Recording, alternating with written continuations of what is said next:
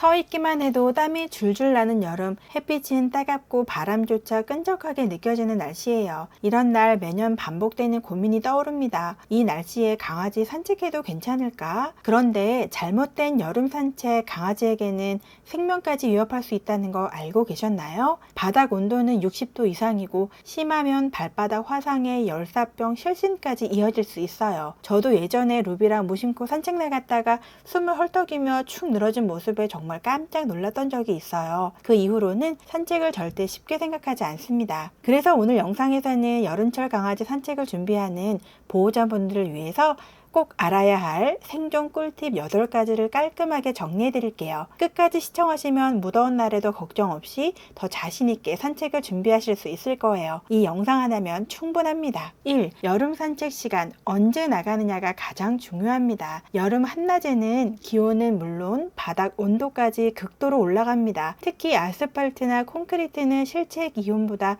15에서 20도 정도 더 높아져서 강아지에게는 발바닥 화상은 물론 열사병 위험까지 생길 수 있어요. 그래서 산책 시간은 반드시 오전 6시에서 9시 혹은 저녁 7시 이후로 제한해 주세요. 또 하나 기온 자체도 기준을 정해두는 게 중요합니다. 기온이 27도 이상이면 주의해 주시고 32도 이상이면 절대 산책하면 안 됩니다. 특히 우리나라처럼 소형견이 많은 환경에서는 작고 체온 조절이 어려운 아이들, 예를 들면 소형견, 노령견, 비만견, 어린 강아지일수록 더 빨리 지치고 더위에 훨씬 더 취약합니다. 낮에만 시간 되시는 보호자분들도 계시죠. 그럴 땐 반드시 먼저 바닥 온도부터 확인해 주세요. 방법은 간단해요. 손등을 바닥에 대고 5초간 유지해 보세요. 뜨겁게 느껴진다면 강아지 발바닥은 이미 화상 위험에 노출된 상태입니다. 2. 발바닥 보호. 신발보다는 산책 루트가 먼저입니다. 강아지들은 발바닥으로 열을 배출하기 때문에 답답한 신발을 신기면 오히려 더위에 약해질 수 있어요. 요즘은 통풍이 잘 되는 강아지 전용 신발도 있지만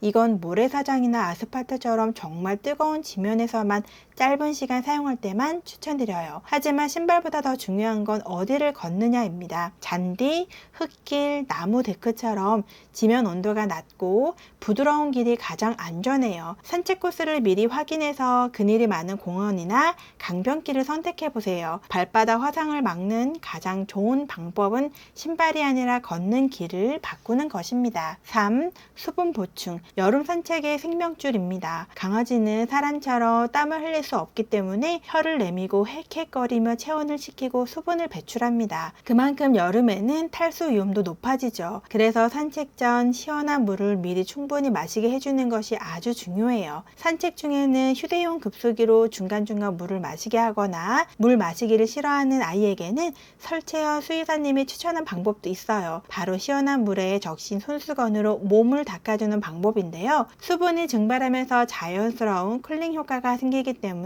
체온을 낮춰주는데 아주 효과적이에요. 특히 산책 중에 물을 잘 안 마시거나 더위에 쉽게 지치는 강아지라면 꼭 한번 활용해 보세요. 4. 여름엔 목줄보다 하네스가 안전합니다. 더운 날 강아지가 흥분하면 숨이 더 가빠지죠. 이런 상태에서 목줄이 목을 조이게 되면 기관지 압박이 생길 수 있어요. 특히 여름에는 더위로 인한 호흡 부담이 큰 만큼 하네스로 아이의 호흡을 도와주세요. 체온 조절이 어려운 여름, 목 대신 가슴으로 힘을 분산시켜야 합니다. 5.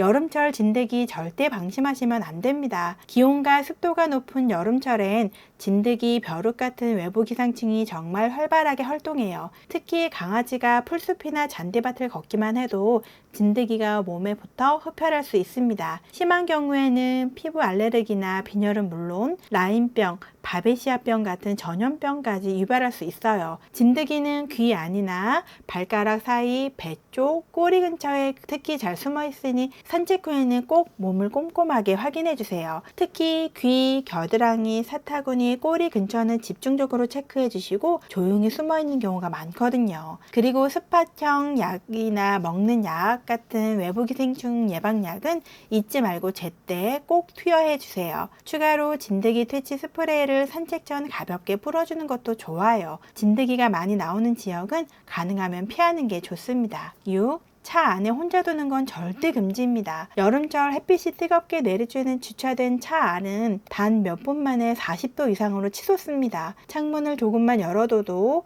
그건 아무런 효과가 없어요. 그 안은 찜질방보다 더 뜨거운 공간이 되어버리죠. 이렇게 뜨거운 차 안에 강아지를 두면 열사병, 호흡곤란, 심하면 생명까지 위협받을 수 있습니다. 5분 정도는 괜찮겠지 하는 생각 정말 위험해요. 강아지는 단 5분도 버티기 힘들 수 있습니다. 차 안에 혼자 강아지를 남겨두는 건 작은 부주의가 큰 비극으로 이어질 수 있다는 점 꼭 기억해 주세요. 7. 실외 배변을 하는 아이는 짧고 빠르게. 실외 배변을 꼭 해야 하는 아이들이 있죠.